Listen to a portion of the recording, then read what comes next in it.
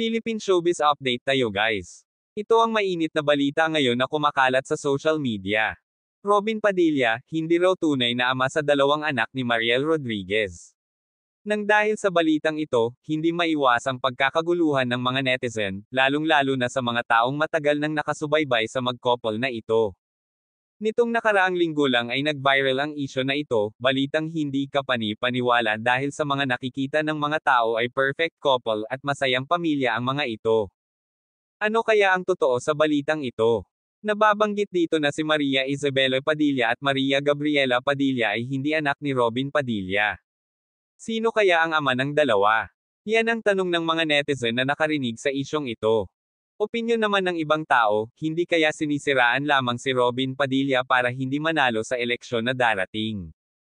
Kamakailan lang, ay pinaulanan ng bala ang bahay ni Robin Padilla. Halos buong bahay niya may tama sa pamamaril sa hindi pa matukoy na dahilan. Sinabi pa dito, na buti na lang walang tao sa bahay nila, habang nangyayari ang pamamaril.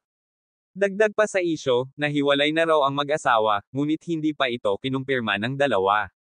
Kayo guys, ano sa tingin nyo?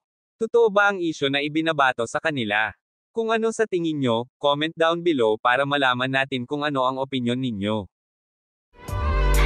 Thank you for watching.